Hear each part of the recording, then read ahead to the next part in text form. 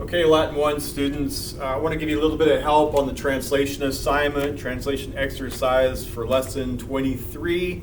Okay, that has been assigned this week. I believe you've got a grammar assignment, which is just a review of declension. It should be no problem for you.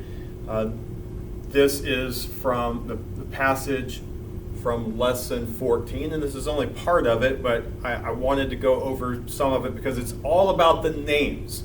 If you look at the title of this thing in English, it is Aristotle and Alexander. Okay, so this is about the Greek philosopher Aristotle and about one of his pupils, Alexander, and yes, this is the person who will go on to become Alexander the Great. Now you need to keep in mind, remember that proper nouns,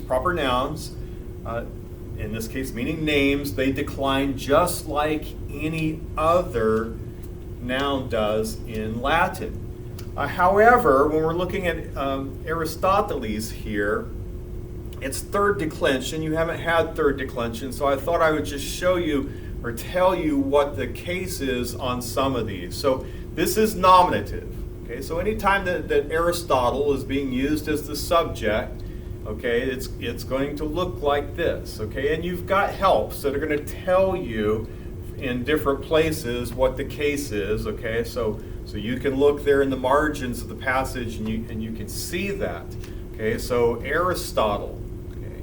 And so here he's nominative, here accusative, okay, because he's the direct object. Here dative, so we'll talk about that in a little bit more detail. So it's about Aristotle and it's about Alexander. Now there are a couple of other names in there as well. There is Philippus here.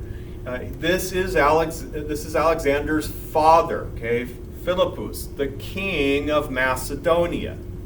Okay, so Philip was the king of Macedonia. He's the father of Alexander. And he hires Aristotle to be Alexander's teacher. Okay, you got that? You need to understand the context. Okay, context is going to help you a whole lot in translating these things, and I've told you that before.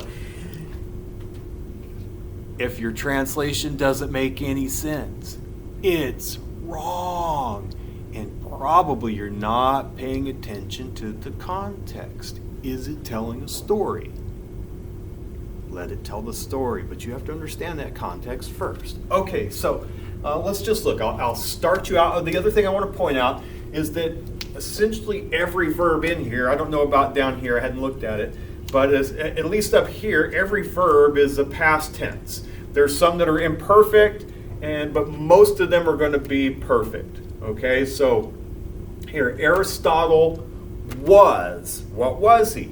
A good teacher of men, okay, of many men. Aristotle was a good teacher of many men. Here's what he taught, okay, and notice, dokeo, dokere, dokui, doctus, okay, so dokui, third person singular, perfect. He taught.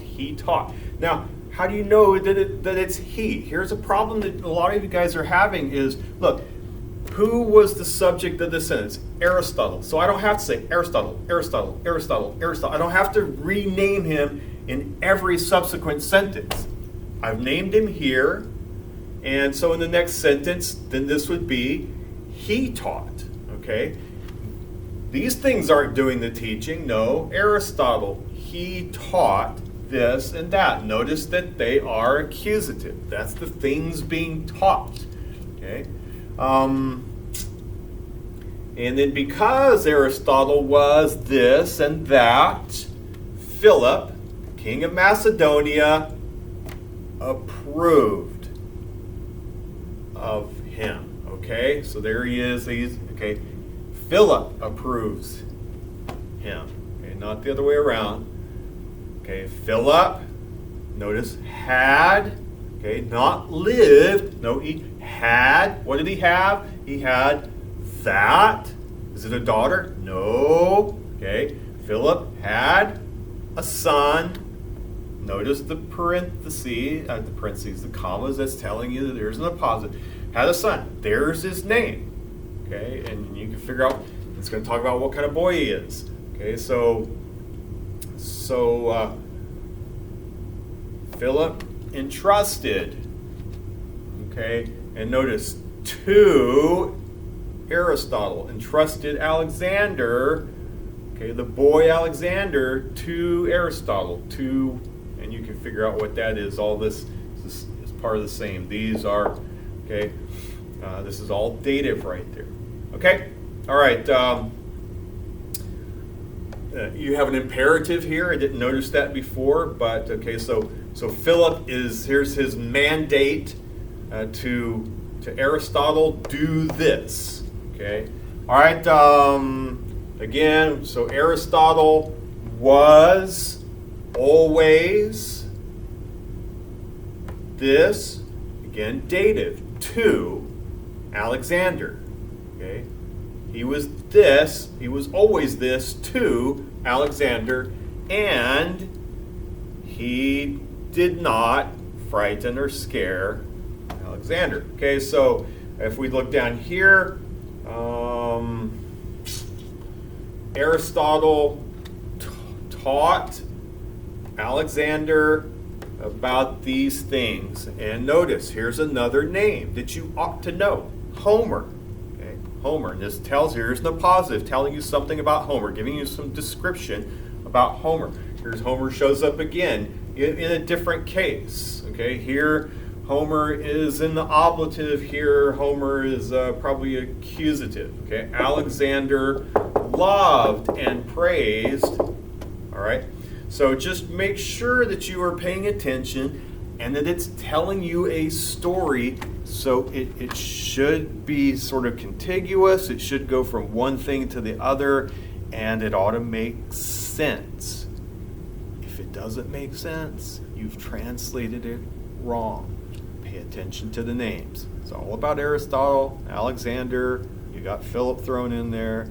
You got Homer thrown in there. I don't know what's in the passage and below that. It's a fairly long passage. Okay, but be aware of your endings. Okay, that you're using each one of these names as the proper part of speech. The ending is dictating. Okay. All right. So. Have fun with it, yeah. Oh, Mr. Griffin, how can Latin be fun? You just need to understand that it is. All right. Have a good time. Bye.